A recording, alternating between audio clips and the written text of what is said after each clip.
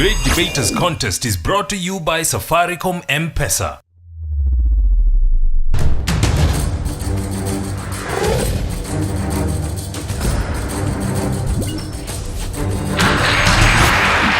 Thank you for tuning in to the Great Debaters Contest, the best show this side of the Sahara. I am your host, Mariam Bishar. And I am Austin Yambok. Our motion is media censorship is necessary to enhance national security.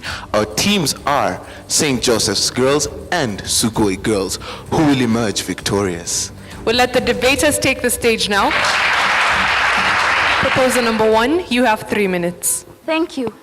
Ladies and gentlemen, my beautiful audience, I'm wondering how could someone doubt that media censorship is necessary to enhance national security? Seriously, people, national security is an issue of national and international discourses. It is in this recognition that I, Diana Amoyo from Sugoi Girls High School, and hopefully the future Minister of Security, stand here to strongly propose the motion that says media censorship is necessary to enhance national security.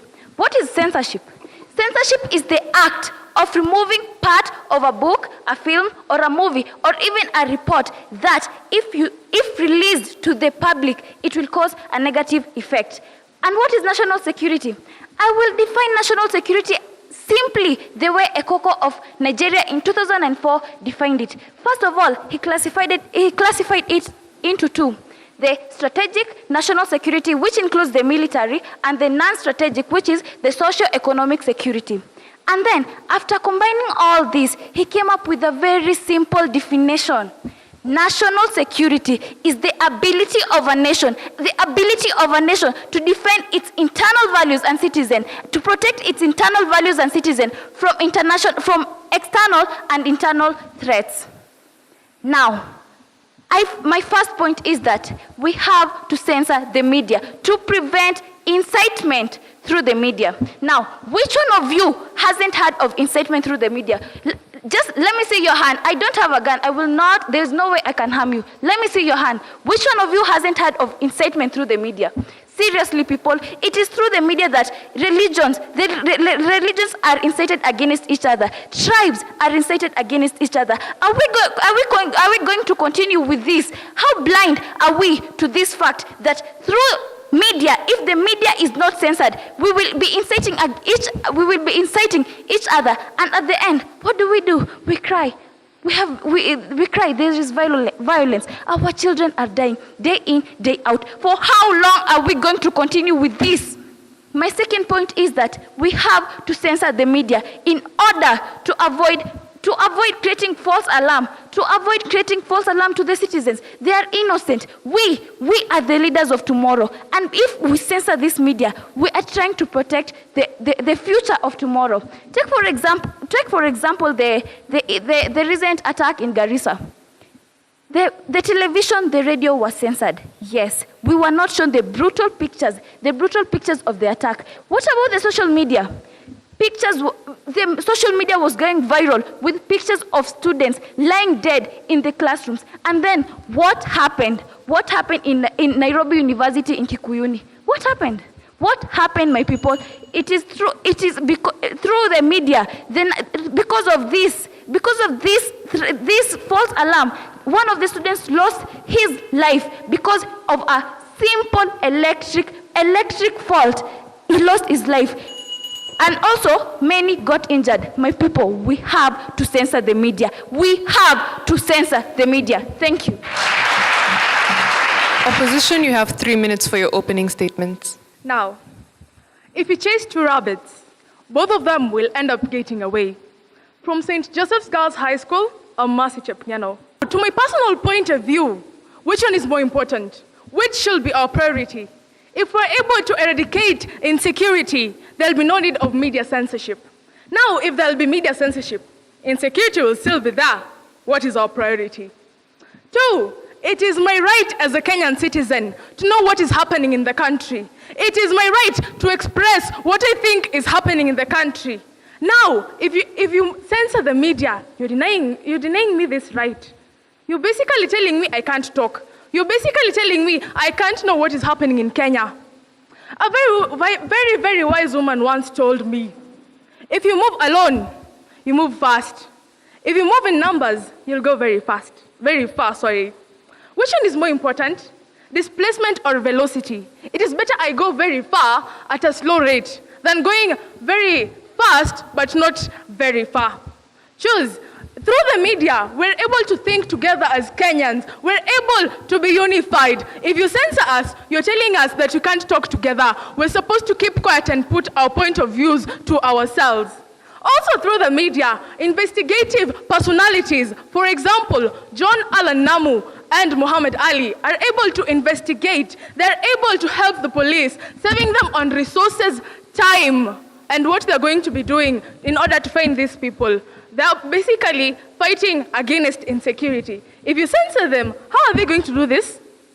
Also, the media, both the social and the mass media, they help us in that we're able to be taught on what to be doing in case of any insecurity or any terrorism attack. If you're going to censor the media, how are you going to know how to react? How are you going to sense that if you go to public places, for example, the malls, that there will be no attack? Through this media, we're able to know what is basically going to happen, how to suspect that something wrong is going to happen. And also, in the Westgate terror attack, it is the first ever in the history whereby these people basically told us that they're responsible of the attack. It is through Twitter that they tweeted us and told us that is the Al-Shabaab that they were responsible for this attack. Now, if you censor them, the police will waste time. They'll waste resources looking for the people who caused this. Now, finally, I'd like to finish by saying, if you're going to censor us, we're going to be in darkness. Stay in darkness, move nowhere. It is basically very painful that I stand here and repeat this motion over and over again. Many people have said, and they've said that media censorship should not be censored. It should not be there in Kenya. From St. Joseph's Girls High School, we refuse this motion. Thank you. We'll now hear rebuttals. Proposers, you have 3 minutes. Well. Wonder shall never cease. How can you tell us that revealing brutal and merciless information to the public will enhance national security? This is Calvin Chepkwet from Sugoi Girls presenting. To my first point, national security simply appears to be the protection of government officials. Why do I say so? This is because in pursuance of realization of this security, media people are being forbidden from revealing information that does not favor those who are in power. We all know that our leaders are always the main target during attacks. To my second point, it avoids revealing secrets to the public. Take, for example, the case in 1984 where Tundo Thompson and Nuka Irkabor were being arrested and charged for publishing facts which were regarded by government as the official secrets. My people, tell me, we should do this censorship so that we may protect our leaders, we may protect people from being charged. Thirdly is that it avoids invoking people to get angry. This may lead to people involving themselves in clashes and violence. For example, the case in 2007 and 2008, it was due to hate speech which led to people having clashes. Thank you. Opposition, time for your rebuttal. You have 3 minutes. However much I remain silent will never mean that I'm dumb. And the whispers underground are much more of harm and misery than good. Fiona Mutene of St. Joseph's opposing the motion. First, is it about the security of this public figure, or is it about the security of the citizen? Media inciting Kenyans to do something bad. Has that happened in Kenyan history? Has that happened in Kenyan history? No, we've never seen any incitement done by the media, and it has gotten to happen. It has happened. I remain to be a Kenyan, I remain to be a Kenyan when the media says something and I'm against it. I am proudly Kenyan when I remain saying I am a Kenyan despite the media inciting us. You shall never feel well. Never will you feel well. So when you get this saying that we should censor the media and say that they should not reveal to us certain information, then it will never become successful. We have to know what's happening in the country as a citizen. And no matter how long a crocodile stays in water, a log stays in water, it will never turn a crocodile. The wars remain the wars. Insecurity, terrorism. And thanks to the social media, the Kenya Red Cross collected one of the largest drain in history. 6,783 units of blood was collected during the Westgate Mall terror attack. Number 2 was the $783,000 collected within 76 hours to enhance security in our country. Thanks to media. And to inform you, it was Daudi Were, a Kenyan citizen, not a public official, was the first to announce to the whole world that the Westgate is under a terror attack. So, we should, the false alarm created by the media, has it happened? No. But at least we know that it can happen. It has never created any false alarm unless proven that there is no attack. But to stand, we still say, when we say that there's going to be a terror attack in universities, we still have to remain still proven that they're not going to come. We keep waiting, but we'll still continue waiting till that thing will never happen, which we can't know that. What I'm going to say is that public figures, Muhammad Ali, we've been told everything about the Garissa terror attack. We know everything that's happening as Kenyan citizens. All over the world, we have to know. And if you say that the Kenyan media should be censored, we can't know what's happening within our country, but all over the world, CNN is announcing the same reports. We censor Kenyan media, but the whole world is watching what's happening within our country. So, we remain as Kenyans, fight within our Kenyan boundary, and wait and tell the whole world what we really do. Thank you.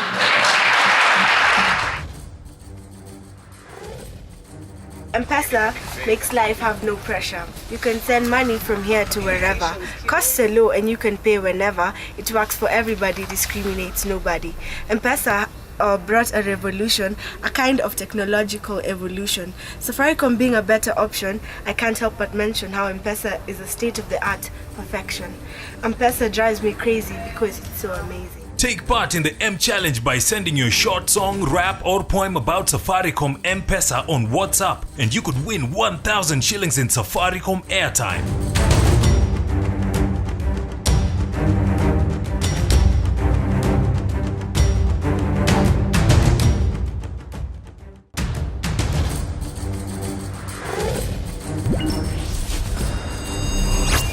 The proposers have been asked, do they have proof that leaders are the main targets of terrorist attacks? And the opposition have been challenged, in the event of a terror attack, would they wait for news bulletins or tweets or to look up on Facebook to react appropriately to the situation? We'll let them respond to the questions. Proposal number 3, you have 3 minutes. Yes, leaders are the main targets during attack. Why do I say this? It is because in Kenya we find that leaders are the main people who are rich. The richest people in Kenya are the leaders, and most of them are rich because they are corrupt. We know that leaders are corrupt. This is why I'm saying that leaders are rich. They are also rich because they take part in many activities. They are not only leaders, they take part in also other activities. So leaders are the main target. It is because they are the richest people in Kenya. My first point is censorship should be done in order to avoid revealing secret information, sensitive information, which if it is delivered, if it is revealed to the public, it will help the public, the rate of insecurity will increase. This is because the terrorists will be aware of the let's take for an example, Kenya are importing equipments which are supposedly to be used for curbing terror. It will be difficult for Kenya to use these equipment to curb terror because if media reveals the usage, the effectiveness of this equipment, the people and the terrorists will try and find a way to curb this, to counter the effect of this equipment. And they might also steal the equipment so that they are not affected by this equipment. So So media censorship is necessary in order to avoid the public to be aware of the sensitive and critical equipment that the government has bought. My second point is that media censorship should be done in order to protect those people who win money in lotteries. For example, the Bonyeza Ushinde na Safaricom. The person who won that promotion. If his information, if his personal information was revealed to the public, what effect will that have been to the public? Are we not human to go and take part of that money that he was given? We will try, find a way to rob and get part and get some of that money and be able to rob. We will try and rob, and we will find ways in order to get our hands on that money so that we can be rich also. We are all human. We don't expect that we'll sit there, just see him, clap for him, appreciate that he has won. We will try and go and find a way in order to get that money. We will rob that person. That will increase insecurity. Also, those people who are witnesses in court, if we don't censor that information, if we reveal the information of that person, the person who is being witnessed against, that person will try to silence that person, to silence him, not to be against him, not to give evidence against him, so that person they'll not find cause in that person to be charged or to be even arrested. You know, if we reveal information about a person, that person will be at risk. If that person is valuable to the economy, he will be at risk because the public will want to silence that person if that person is rich. Thank you. Opposition, you have 3 minutes to respond as well. Okay, thank you so much for your question, an interesting question. I'd like to also ask a question. Which one is better, prevention or cure? I guess prevention is better. That's why we are saying media should not be censored, because that's, before you reach that situation that you're in that room that is under attack, in most cases there are some information. There is information that warns people. For example, there was information that warned the Garissa University, that there is going to be an attack in that place. If we had taken heed of that information, we could have prevented the attack from taking place. Another thing, another situation that we have prevented the attack. For example, right here in Eldoret, there was a rumor that in the social media that the Moi Teaching and Referral Hospital was going to be under attack. What did the government do? The government took heed of that information, and some military men were deployed to that place. So therefore, and later there were two people who were arrested concerning that incident as terrorist attack. The media, therefore, should not be censored, because there's some the media helps the government to act seriously. Because if you are in this room and there is an attack, you get the information that there is an attack here. You call the police, and I guess there is the number of the police. So when you call the police, it will enable the police know that you are somewhere here and there is an attack that is ongoing. Thank you.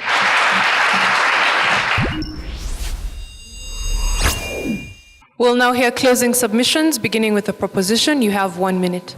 My beloved audience, I don't want you to lose the point like the way the opposers are losing the point. We are not denying you the information. We are just not telling you the information. The part that we know, when we give it to you, it will harm you, especially psychological. The Garissa attack, you want to be shown the real thing. Isn't that so? Okay, we show you the real thing. If you were a parent of a student in the Garissa attack, would you want to see your child lying in that classroom, eyes wide open, the face of agony? Is that what you want? Is that what you want to see in your televisions every day? Kenyans, we are going nowhere. We have sometimes to disguise the face of evil in our society, to protect our economy, so that our economy can move forward. Thank you.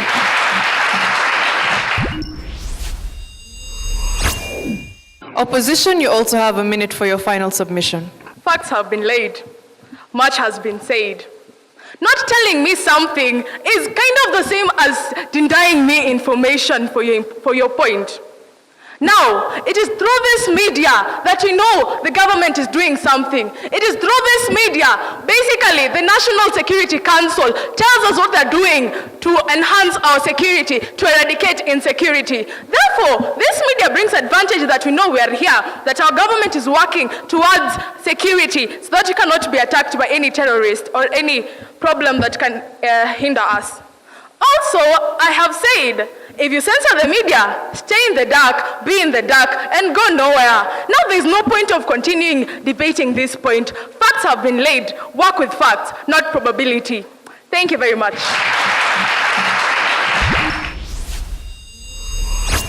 I wanted to hear from Sugoi girls, what kind of censorship are you proposing? Self-censorship or some external form of censorship?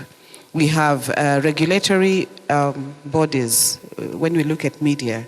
And there have been a lot of bills that have been passed which have raised a lot of debate with the kind of direction that media is going. St. Joseph, again, very good job there. Mercy, you start us off well. You give examples of investigative reporters and the work that they have done in the country and all that. A good beginning, and you're very passionate about what you're saying. Fiona, again, you come across as being very passionate. At some point, I wondered whether we were safe in here, because you were very passionate about your, what you were saying. Valerie, again, good use of local examples, but I penalized you heavily for poor use of time because you had so much time to be able to complete your submissions. All the best to the two schools, but that doesn't mean that your team did not do a good job either. You also did well. Addressing Diana and Mercy all together, I think the two of you make very strong, fast speakers to kickstart your teams, and that was very, very well done. Diana, you're very confident, lovely submissions, relevant examples, and I love the passion that you have when you're giving, especially when you come to the end to submit the last position of your team. St. Joseph as well, the same thing, very confident, lovely submissions, relevant examples, excellent submissions as well. Valerie, it was a fair submission for your team. There was a lot of tempo that was raised by the first two speakers. Of course, yourself, you come across as a mellow speaker, but however, it's good for you to keep the tempo, so just work on your passion and delivery, and also time, utilize your time well, so that at least your team is at par. All the best to the two teams. Thank you. I want to talk to Diana and Mercy. Diana, you're my favorite debater on stage. The way you defined terms was quite unique. I mean, I've never had somebody define terms like that. Truth be told, you're a great public speaker. And if you just keep on practicing, even if maybe you may not go to the nationals, you have a great future as a public speaker. I need to address Mercy. The thing I remember from your presentation is we deal with insecurity and censorship will not be necessary. And believe you me, I thought the debate could just end at that particular point. Calvin, time utilization, I think has been mentioned was the problem. Metrin, misrepresentation of facts. Valerie, again, time utilization. Nonetheless, fair presentation. But to the two speakers, you're awesome. Sugoi girls, the judges awarded you 66.7%. St. Joseph girls, Chepterit, the judges awarded you 68. You are our winners for the debate. We congratulate both teams for a wonderful job, and we'd like to see more debates like this. We thank you for watching, and we also like to give our thanks to Safaricom M-Pesa and to KBC Channel 1. Go on Twitter and hit that follow button. Our handle is @GreatDebatersEA. Thank you for tuning in. We'll see you next time. I am Mariam Bishar. And I am Austin Nyumbok.